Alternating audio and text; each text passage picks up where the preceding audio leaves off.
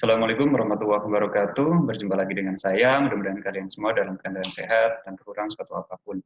Baik, hari ini kita akan belajar sama-sama mengenai media perekam citra radiografi. Baik, untuk materi pembelajaran hari ini kita akan belajar mengenai definisi media perekam citra, kemudian ada jenis media perekam citra, dan yang terakhir mengenai penyimpanan film citra radiografi. Yang pertama mengenai definisi media perekam citra, apa sih media perekam citra itu? Jadi di sini adalah suatu alat atau bahan yang digunakan untuk merekam hasil pencitraan radiografi seperti film dan sistem komputer. Baik, untuk jenis media perekam citra seperti yang kalian lihat ada dua macam, yaitu yang analog dan digital. Jadi ini output dari perekam citra itu sendiri ya, film. Di mana didapatkan untuk yang pertama yaitu analog, untuk alat-alatnya seperti film dan pemrosesan. Jadi ini alat-alat yang digunakan ketika melakukan atau menghasilkan film sebagai perekam citra secara manual. Kemudian untuk yang digital secara komputerisasi yaitu menggunakan CR atau komputer radiografi, di mana di sini untuk instrumennya itu adanya kaset, imaging plate, image reader, image recorder, dan PC atau personal computer atau image console yang mengedit atau sebagai pengolah dari citra itu sendiri. Baik, kemudian yang ketiga ini mengenai penyimpanan media perekam citra atau film. Yang pertama ada tujuan, faktor-faktor yang merugikan dari film sebelum diekspos. Kemudian ada hal yang harus diketahui ketika melakukan penyimpanan media perekam citra atau pada film. Yang pertama mengenai tujuan penyimpanan media perekam citra, yaitu apa sih tujuannya? Yaitu melindungi film dari faktor-faktor yang dapat merugikan, yang dapat merusak film itu sendiri. Jadi untuk film yang belum terekspos harus disimpan baik-baik ya, sehingga tidak rusak. Jadi tidak merugikan kita maupun merugikan dari sarana pelayanan radiologi. Baik, untuk faktor-faktor yang merugikan yaitu ada 6 macam di sini dikarenakan karena kerusakan fisik, faktor cahaya, faktor temperatur dan kelembapan yang tinggi, faktor bahaya gas dan jamur, sinar X dan bahan radioaktif, dan yang terakhir ada faktor api dan pencurian. Yang pertama mengenai faktor kerusakan fisik. Baik, dilihat seperti gambar di sini, kira-kira penyimpanan film seperti ini apakah betul? Terus kalau misal tidak betul, sebaiknya kita harus seperti apa? Baik, jadi di sini yang harus tepat ketika kita melakukan penyimpanan film, yaitu film harus berdiri di tepi untuk menghindari tekanan ya, dan juga harus adanya rak, jadi harus rapi, tidak boleh sembarangan, tidak boleh tertumpuk juga ya, jadi menghindari adanya tekanan atau pressure. Kemudian contoh tempat penyimpanan yang baik atau penyimpanan film yang baik seperti ini ya, ada tempat khusus sendiri, harus seperti pada aturannya, tidak boleh sembarangan, seperti ini ya. Harus rapi, sesuai dengan ukuran-ukurannya, seperti itu. Baik, di mana di sini kerusakan film terutama terjadi karena tekanan dan goresan yang dikarenakan peletakannya secara horizontal atau ditumpuk ya, sehingga semua kotak film yang harus disimpan harus diatur secara vertikal. Peletakan box film diawali pada ukuran yang besar, dilanjutkan ke ukuran yang lebih kecil, jadi harus rapi seperti itu. Kemudian ukuran tinggi meja penyimpanan sekitar 30-160 cm dari lantai. Tujuannya untuk apa sih? Untuk mengurangi resiko jatuhnya box film. Kemudian pengambilan film harus pada ujungnya untuk menghindari goresan pada tengah emulsi film. Baik, kemudian untuk yang faktor kedua yaitu ada faktor cahaya. Kok kenapa sih harus dijadikan faktor yang dapat merugikan? Jadi di sini film sangat sensitif terhadap cahaya emulsinya ya, sehingga film tidak boleh terkena cahaya sebelum pemrosesan film.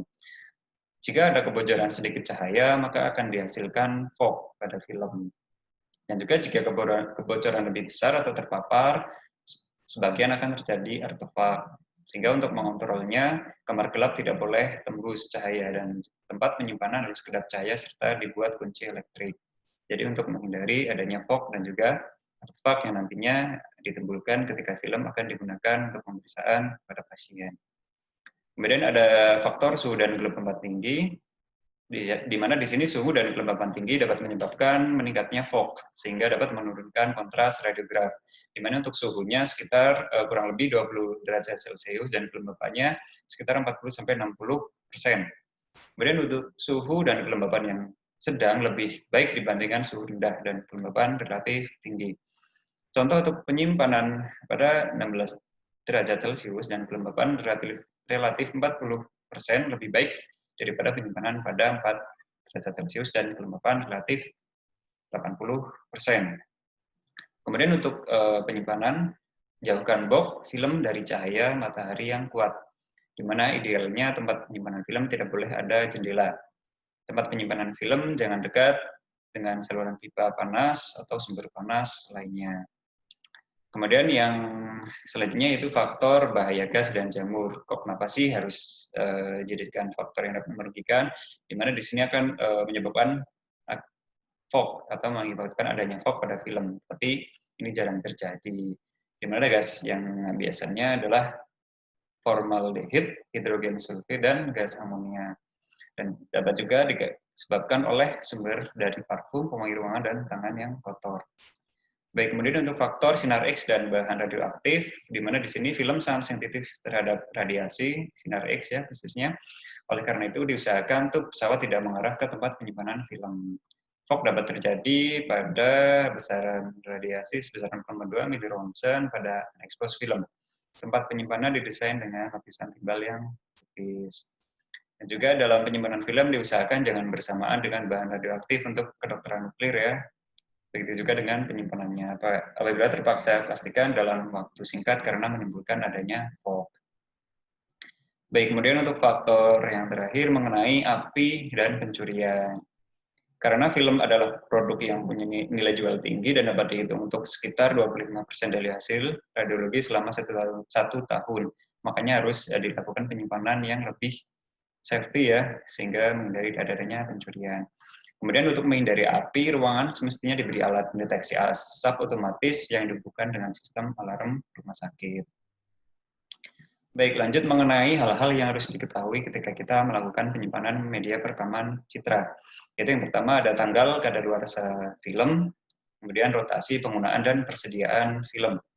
Untuk tanggalnya harus tanggal pada film dicap oleh pabrik pada kotak film untuk menunjukkan kapan film harus digunakan.